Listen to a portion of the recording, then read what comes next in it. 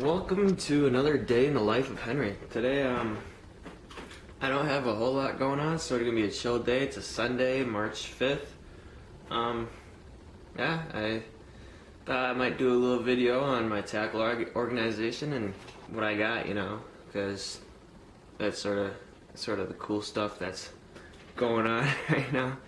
So this here is like sort of like my area of where I just keep all. I mean, like I did a lot of woodworking in the past, but like this is where I keep a lot of my just fishing stuff. Over here is where I keep my just my other tackle boxes. But let me get a quick light set up here.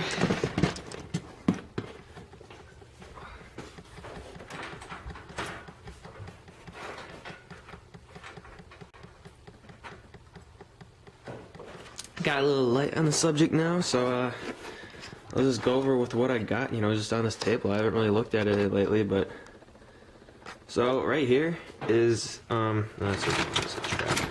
This is my melting bullet caster or whatever, but I melt jigs out of it.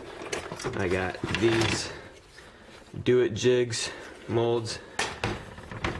I do it sometimes, but you know, not probably enough where I could save some money. But what I usually do is I just do that, get some nuts and bolts from like your nearest auto shop, and they'll just give it to you for free normally. But that's what I got for over there.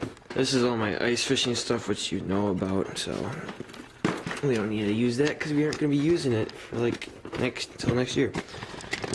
So let's see what we got. We will start off with a couple different things. I got a bunch of different like bags and stuff that's just sort of thrown in it. I don't have like one big box. I do, but like that's not what I generally use if I'm just bank fishing, because I would really stink. So what we got here is this little, I don't think it's even a fishing bag, but it's like, that works for one. I just have my bag full of plastics in here. Just, you know, like your basic stuff, you know, your trick worms and stick baits, little craws. So in this bag is what I usually bring, you know, on a day on the water, but I wasn't really sure what was going to be catching fish, so this box right here goes into that box right there, and I just took it out, threw in a spinner bait. So this box is basically just a box of my hard baits. You know, you got anything from lipless crankbaits to regular crankbaits, jerk baits, jointed, just like anything like that. Some really old vintage lures like these, you know, these old spooks, the Wagic spook. It's not like your walking spook you usually see, but then you got all these. They're probably, I don't know, 1950 or something. All these are old too. All the old lures I got came out of these two. These were my grandpa's and my great grandpa's. So up in Kent I found the box, and that was sort of a cool thing to see. This is it's just my tube setup, which I had before. That's eye drops. Always gotta have that knife. This is my fluorocarbon 6-pound leader line, and then these are all my weights. I also have this box, which I keep just like, you know, my stringers, my bobbers, little floats, and any type of pliers, like I said. This part sort of broke on here, so I just use it for a rubber band to hold on to it. This is garbage. And here I have all of, well, my line, but sort of just like a junk box, I guess. But a lot of my walleye rigs, you know, harness rigs, keep in there. Yeah, that's pretty much it for like the workbench side of things. I'm gonna go on to my next part, which is all my lures in the box that I bring up to Canada normally, or anywhere on a boat. I usually sort them to how it fits to me. These are all just top waters. You know, you got all these, you know, you got your frogs, your just hollow bodies, and then you got just like any type of poppers, you know, you got your head in. Going to here, I sort of got spinner baits, buzz baits, chatter baits, jigs, and yeah, anything, you know, I got your bass jigs all the way to your walleye, you know. I mean, granted, they could be used for either or, but just like random plastics, some weird little swim bait. But and then my last box is a little spoon box. You might think like, why does he have so many spoons? Or like it's like such a big portion of his box. It's just that when we went to Canada, that's really what we started off with, and we were really able to, you know, a lot of fish were able to be caught with these. I sort of think of it as like the easy way to catch fish, because all you do is cast and retrieve. I mean, you can also jig it and stuff, but it's just a great way to catch fish, and that's how we really started, just hammering them on these things. But up in the top, up in here, I usually just, you know, keep my go-tos, but not at the moment. Going into the top compartment, these are old fishing gloves.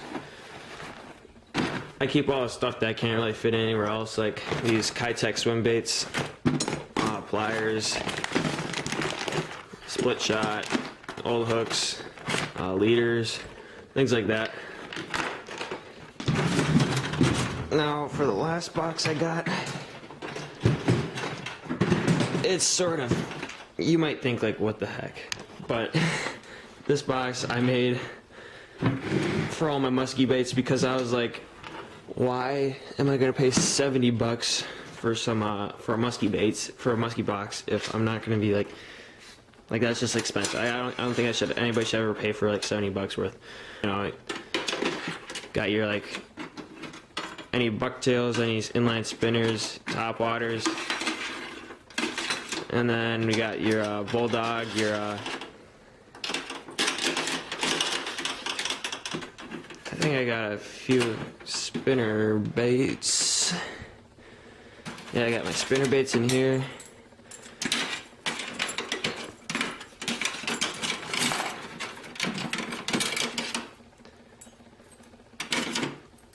But I just found it really easy to use these old drain pipes.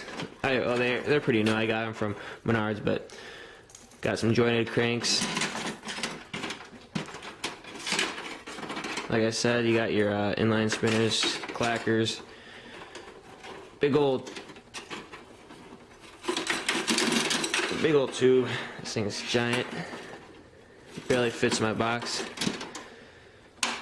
But yeah, it's just so cool how many different types of lures and just how many different like types of like boxes are like. I found that this really works out for me. It's just really cumbersome, you know, having to carry this huge heavy box. And I'm trying to think of better ways to get my box organized, or like maybe get a new box.